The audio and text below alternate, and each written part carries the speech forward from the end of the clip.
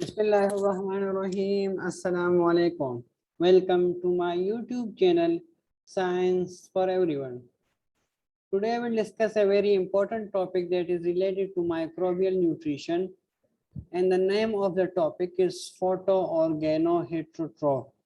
As I have mentioned in the previous videos, that according to nutrition, microorganisms are divided into 5 classes.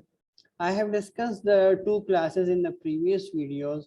This is the part 3 of that series, and I will discuss that what basically are photoorganoheterotrophs, what is the carbon source, what is the energy source, and what is the electron source of the photoorganoheterotrophs.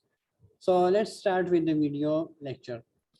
First of all, I want to tell you guys, as I have mentioned in the previous videos, that this name is basically consists of 3 parts. That is, no, the first part is the photo, the second part is the organo, and third part is the hetero. This means that just look here to this table 5.1. Photo means that the electron, the energy source is basically the light. Okay, as I have mentioned, there is a trick, and it is if I write it again, so E N E L and C. This is a simple trick, and according to this formula, these are given names. So first of all, the first name indicates the energy source. So photo means that it gets its energy from the light, okay, from the sunlight. So that's why these are known as phototrophs. Photo. And the second is the electron source. So the second name indicates the electron source, and it is known as organo. So organo means that they are getting their electrons from organic molecules. Okay. And the third is the hetero. So hetero means that they are taking food from the outside, means that they are not using CO2 as their carbon source.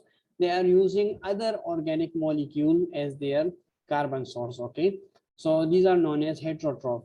And I want to tell you guys a very important point, that these are special type of microorganism, these photoorganoid heterotroph, that they can these are also known as photoautotrophs, means that they can perform photosynthesis. Either these are known as heterotroph, but they have the ability to perform photosynthesis. Keep this thing in mind. These are very much unique microorganisms, and they are very adaptive when the environment is favorable, so they can perform their photosynthesis. Okay. And they can use the carbon dioxide as their carbon source. Okay, so keep this thing in mind. So if someone asks you that photoorganoheterotroph, either they perform photosynthesis or not, so your answer will be yes, that they can perform photosynthesis. Okay. And they can also use organic carbon as their carbon source, as well as they can use CO2 as their carbon source and synthesize their own food. Okay, so they can take their food from the outside, as well as they can use CO2 and perform and can manufacture its own food. Okay, these are very much unique in nature, and you can see most of these are present in the lakes, the polluted lakes. Just know, if you see different lakes that are very much polluted, so these type of microorganisms are present in those polluted lakes. My video is about that. What I will give you the example, that how are these using the light source and their energy source, how they are using organic electron donors, what are basically that electron donors, organic electron donors, and what is basically the organic carbon that they are using. Okay, so let's start with the this. I want to show you a simple diagram. You will here understand that why now they are known as the these chemoorgano heterotrophs. Okay, so wait a minute.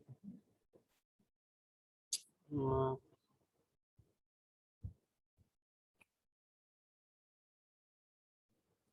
okay, so if we look to the carbon source, so organic carbon can be used as their carbon source. So what is organic carbon? So we can say that the glucose, okay, the glucose and the other monosaccharide, polysaccharide, these all are organic carbons. So they can take it from the outside and use it as their carbon source. Okay, and other proteins and the lipids and other organic molecule, they can use it as their they can use it as their carbon source. Okay, so keep this thing in mind.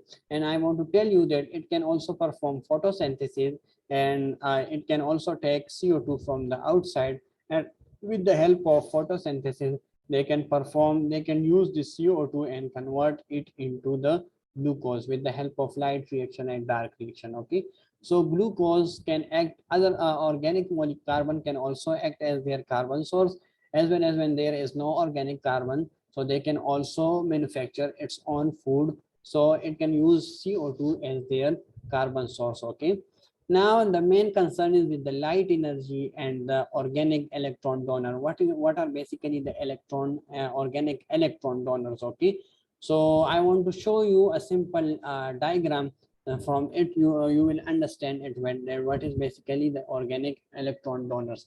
Just look here, this is a diagram, and here are the organic electron donors and the light reaction that are used as a energy source.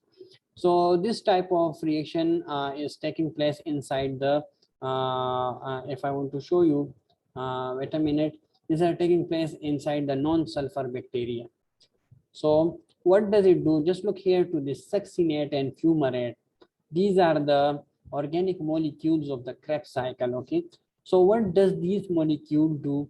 This is basically a light reaction. Okay, this is basically a light reaction, and it is totally different from the light reaction of the plants. Okay, because in most of the bacteria that are non-sulfur bacteria or green non-sulfur bacteria, there is no photosystem. Basically in plant there is photosystem 1 and photosystem 2, but here there is only one photosystem, and that is known as photosystem 870. Okay, so this is a basic difference between the photosynthesis of the green sulfur bacteria, non-sulfur bacteria, and the plants. Okay, but and most of the electron carriers are mostly the same. There is some certain difference in it, but most of the cytochromes and the FES and the cytochrome C2 and the plastopinion, these all are the same as the as they that are present in the plants. Okay, so just look here, the succinate and the fumarate, these are all organic molecules. Okay, these are organic compound. So what does they do? They donate its electron to the light reaction. Okay, to the electron these carriers. Just look here, if we look to the for light reaction of the plant, so there the electrons are given by the water molecules or the hydrogen sulfide in the case of the sulfur bacteria. But here the electron sources are the succinate and the fumarate, and these are the organic molecules that are present in the Krebs cycle. So what does they do? They give its electron. Okay, then give its electron to this transport chain. Okay, so when it is given this electron, so as you know that these electrons come here to the photosystem, and they are not energized. Okay, so they are having very little amount of energy, these electron. And the main concern is in order to make ATP, this electron should transfer across the chain and produce ATP. So here the electrons are not having energy. Okay, so what does this do? The sunlight. Okay, this is the sunlight, this is the photons of the sunlight. So what does the sunlight do? It just because of this solar energy, these electrons are energized, and when these are energized, so just look here, this star, it means that the electrons are very much energized. So when they are energized, so they flow across the electron transport chain of the light reaction, and at this point ATP is produced. Okay, and we all know that the end product of the light reaction is ATP and NADH. Okay, so NADPH. So here the ATP is produced. So as I have told you that the electron source, here the electron source are the succinate and the fumarate, and these are organic compound. And when these electron is provided, so this solar energy, this sunlight, if I write it S, so this sunlight energize this electron and make it able to cross the electron transport chain, and after that this ATP are produced. So as I have mentioned, the electron source are the organic compounds and the energy source is the sunlight. Okay, so I think now you have understand these with an example, that what are basically the electron energy source, why the how this light act as an energy source, how these organic electron donors, what are the electron donors, and what is basically the carbon source. So I again repeat that the carbon source can be from the outside, or it can synthesize it's from the CO2 with the help of photosynthesis. Okay, and the representative microorganisms are the purple non-sulfur bacteria and the green non-sulfur bacteria. Okay, so this was all about the photoorganoheterotrophs. Okay, if you have any further question related to this, so you can ask me in the comment box, I will answer you there. Okay, if you have understand this video well, so like this video, share it with your friend, and subscribe to my channel for more interesting videos related to science. Thank you very much. God bless you.